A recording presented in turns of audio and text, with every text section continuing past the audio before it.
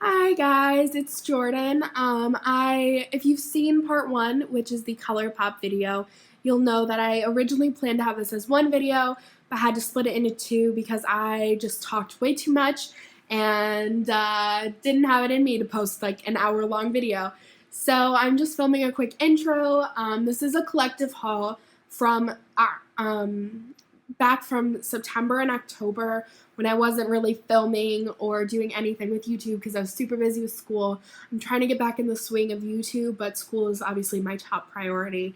So, in that video, I talked about all the ColourPop stuff. This is the rest of that video originally with every other thing I bought during those 2 months.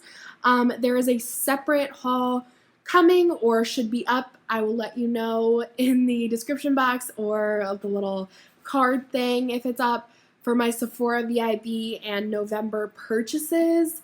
And then hopefully a makeup look, something other than a haul. I'm just trying to get back in the swing of things. But yeah, so this is part 2 of my fall haul from September and October. I hope you enjoy it. And without further ado, let's just get into that video. Bye! Going with some of the more random things, I did get 3 brushes. They are art brushes, so I got them from Michaels. And I'm really glad I bought these. So I was watching a Desi Perkins video, and she's like talking about how the best eyeliner brushes are just like art store brushes because they make them super tiny and they last really long. So I went to the art store and got some brushes. So first I got these 2 red ones. I really don't think they even have a brand. I don't know.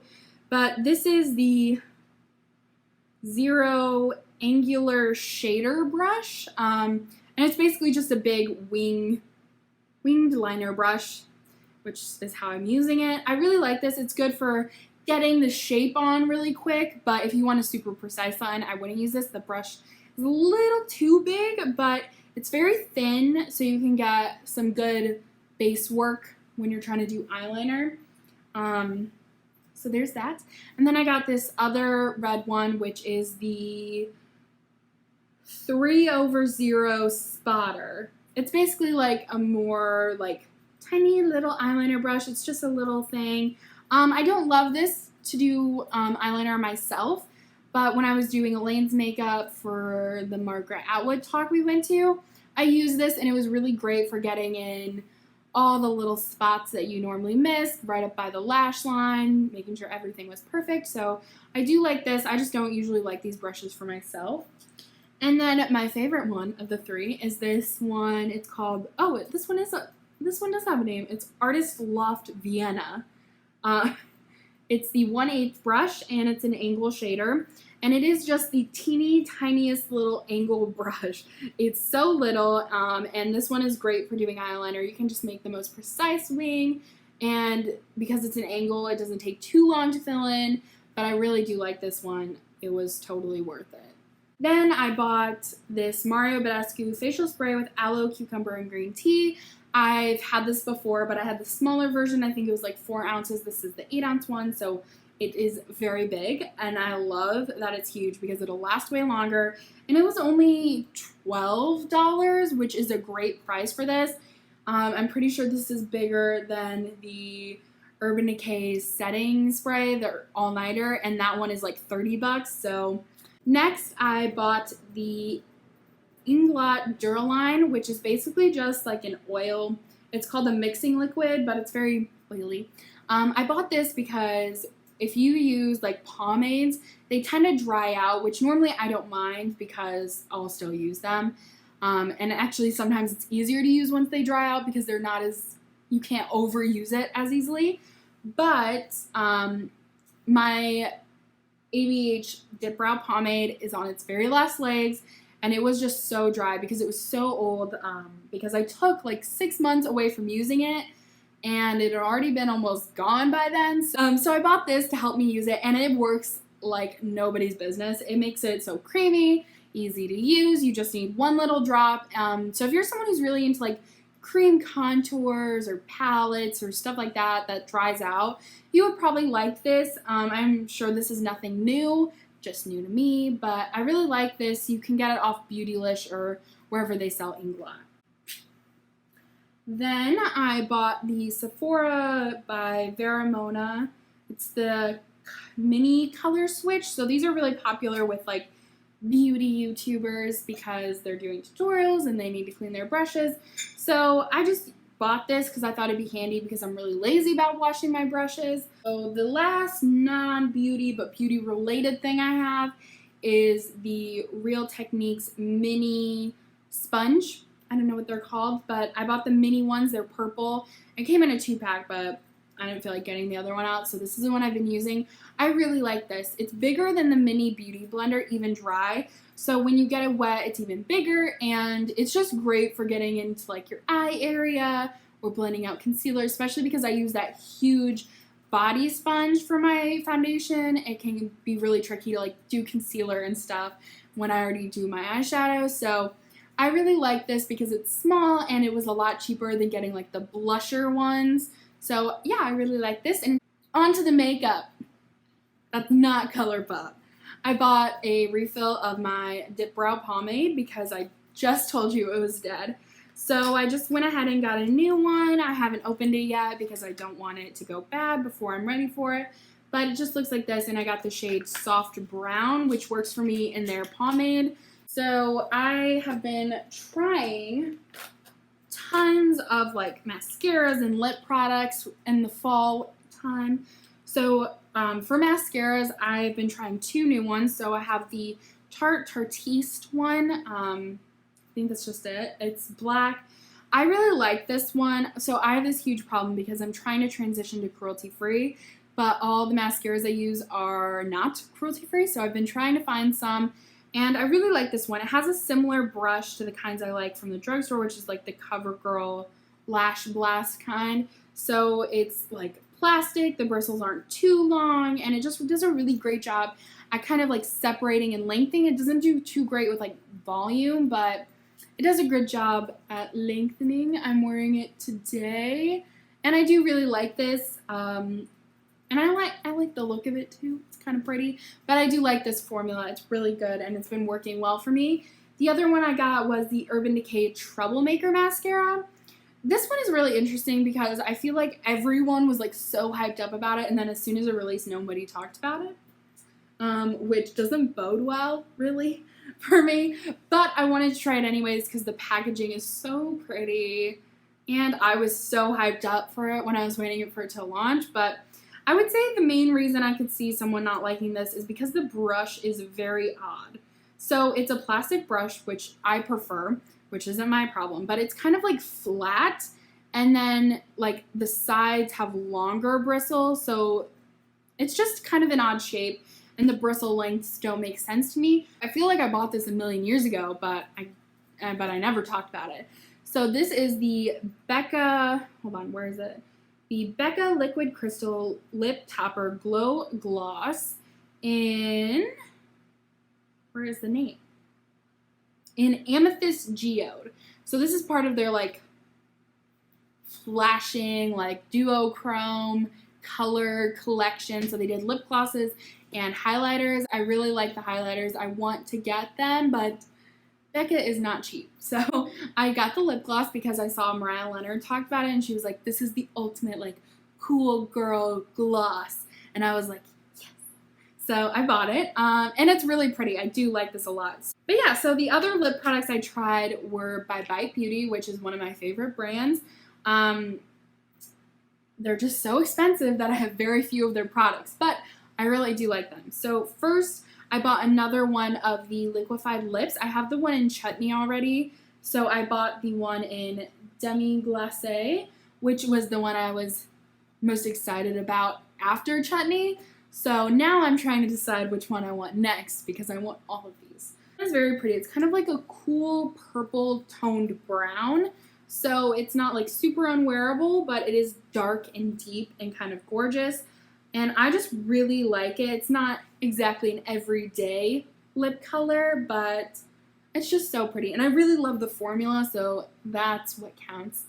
The next one I got was from their traditional Amuse-Bouche line, and this is in the shade Kale. I don't know why I got this, because it's like the most un-Jordan color I could think of, but I was just drawn to it. I've been drawn to it since I first saw it, and I've wanted it for literally like 2 years, and I finally was just like, you know what, I'm gonna buy it because I just gotta live my life. Even though I can't imagine myself ever actually wearing this, it is a dark, like hunter green. You can see it better when it's swatched than in the tube. So this is what it looks like swatched. It's kind of more of a bluey green, but it's a dark green lipstick. Two things I'm not particularly likely to wear, green or dark lips, but I do really like it. I don't know what it is about the shade, but I just had to own it, and I'm happy I do. I don't regret it. I have only swatched it on my lips like 2 times, but I've swatched it on my hand many times.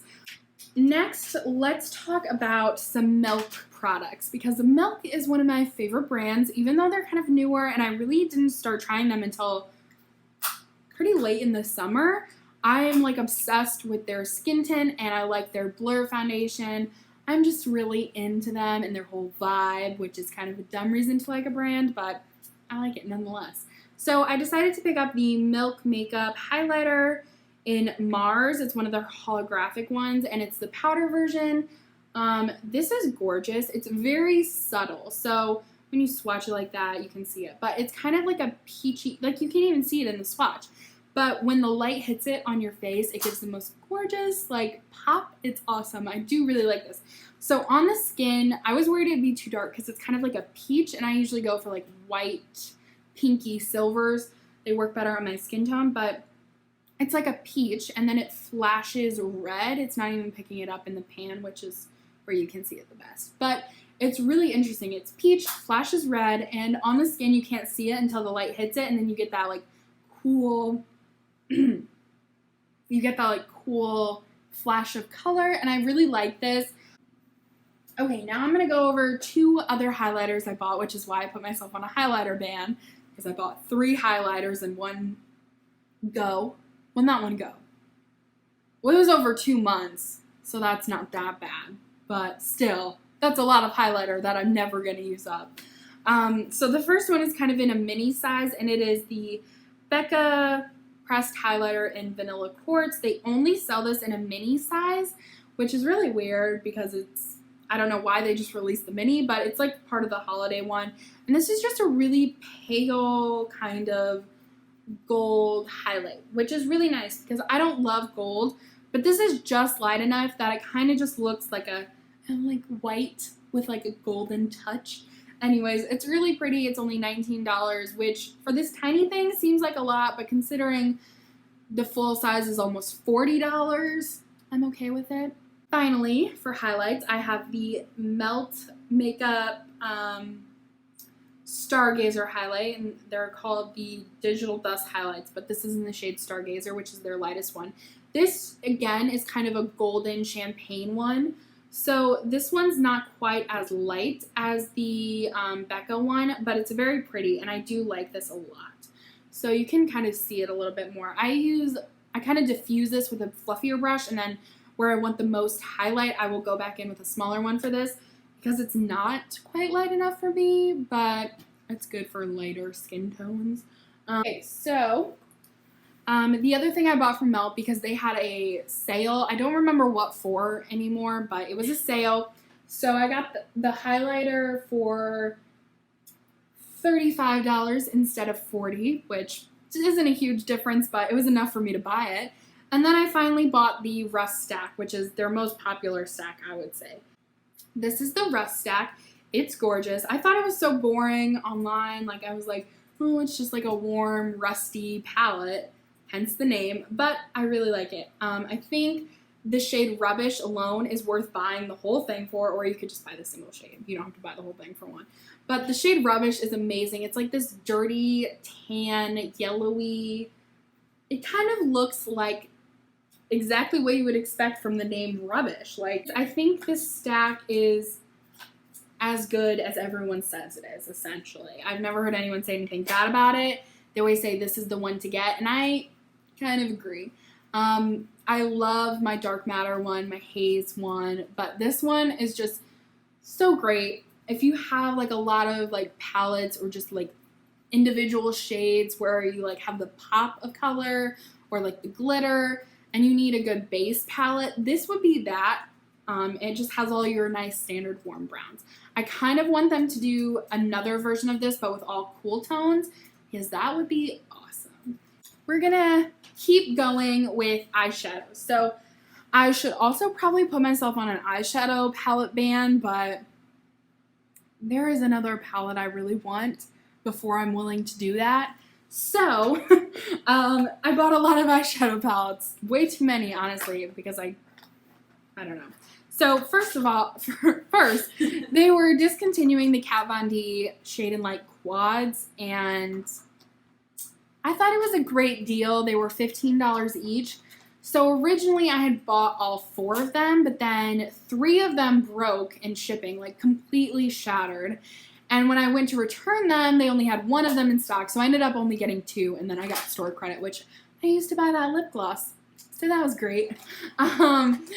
But yeah, so I got 2 of these Shade and Light quads. First of all, I hate the packaging. Not because it's plastic. Like, it feels kind of cheap because it's plastic. I don't even hate the shape or like the font, which I'm not a fan of this kind of like look anyways.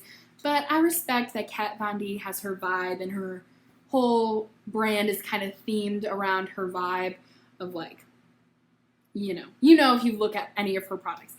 But what I hate about this is that the lid only opens so far, and every time I open it, I just want to keep pushing until it snaps off. Like, I feel like it should be able to open until it like lays flat, and I hate that it doesn't. Also, if you can see this mirror, they added a dumb little edge around it, so it like takes up part of the mirror, and then it's like, what was the point? What was the point of that? The mirror is useless now. Okay. The other thing I hate about this is the order of the eyeshadows. This is just nitpicking at this point, but I really hate it because basically it goes base, define, contour, and highlight. Now I get that she was kind of going for like the order you might put it on your eyes, but it irritates me that the 2 lightest colors aren't next to each other, because I like to see colors in a gradient. Like, it makes it so much easier for me to do my makeup to have it go lightest to darkest.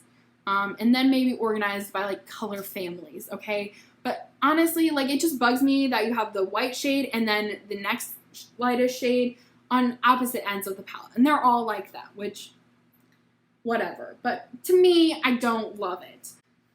So I got the Rust one, which obviously you can see is just a warm, basic orangey brown one.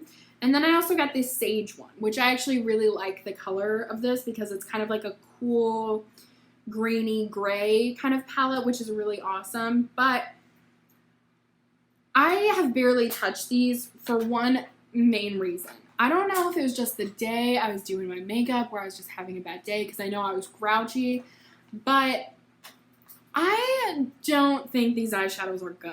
Like, they're super pigmented and they're super soft. So, like, let me just swatch the Sage one. So you can see they're super pigmented. They go on really smoothly, but I just found that they were so hard to blend. Like, I felt like they kept getting patchy. I felt like they didn't want to blend. Like, once you put them on your lid, where you put them, it wouldn't move.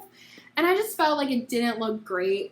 It could just be these quads and like the whole line of eyeshadows and like that. Or it could just be that I was having a really bad makeup day.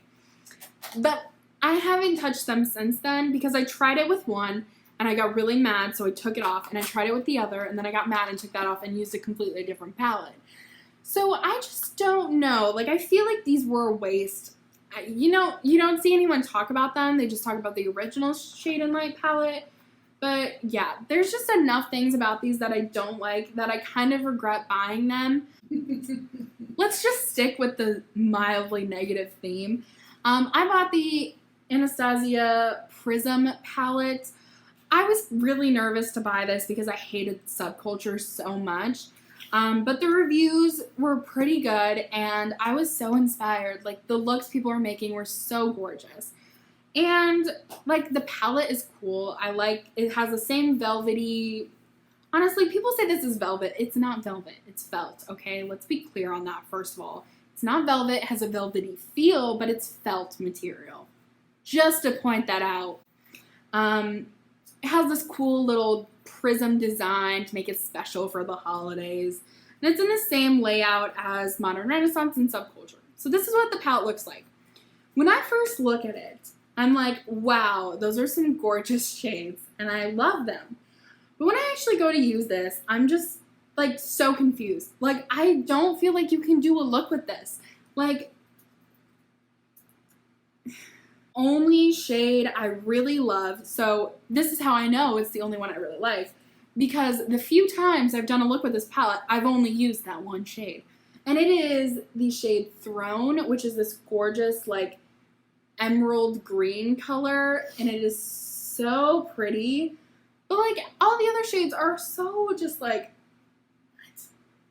Lure is really nice. It's kind of like a more grayed version of Buon Fresco from Modern Renaissance, which I love, like, purpley grays for transition colors. They work really well on me. So I really do like this one, but I always forget about it because nothing else in this palette works. And I can't use Lure and Throne together because one's green and one's purple. Like, a lot of the really great colors in this palette don't have anything you can put them with in the palette. Like, there are no shades in this palette that work well with Throne in terms of, like, crease work. Like, there's nothing even kind of green in this palette except for Sphere, which is a neon yellow. And that looks cool as, like, a pop of color, a fun thing, but again, it doesn't really go with anything in the palette. Kind of, like, I definitely regret it, but it's too late to return it now. Like, I've had it for too long. The only shade I would consider buying if these were all singles would be Throne, again, because it's gorgeous. That's the only reason I would buy this palette again. But, hey, moving on to more positive palettes that I got. So, I finally went ahead and bought the Jouer Skinny Dip palette. This came out in the summer with their Skinny Dip collection, and it's just a palette of foiled, glitter, shimmery madness. I really like this. So far, I have not made it past Skinny Dip, so I've only used these 3 lighter shades, but I know I'm going to use these. I just don't know how yet. They're really pretty. I really do like this palette. I think they're quite cool. Yeah, so this is a palette that I would say is great for, like, a pop of color or glitter. Like, I think this is way more worth it than the random good shades in the AVH palette. So I really like Starlight, which is like a true silver. And then Bikini is the most glittery. I would say the base pigment in that one is the sheerest, and it's just kind of like an awesome kind of pinky glitter. And then you have Skinny Dip, which is like a light gold. It's very pretty. And then you have Tan Lines, which is kind of a bronzy gold. You have this one called Magic Hour, which is kind of like a grayed silver. And then this one called Midnight Swim, which is a little bit green. So yeah, I really like this. I think the texture is really great. And yeah, overall, this is a really nice palette, and I like it. The last 2 palettes I bought were both of the Natasha Denona holiday palettes. So these are the 5-pan ones. This top one is Eris, and the bottom one is Joya. Hold them together like this. Okay, got it. So, yeah, they're both really pretty. They have the, like, new cream powder formula. I would say I'm getting the most use out of Joya just because of these 2 shades.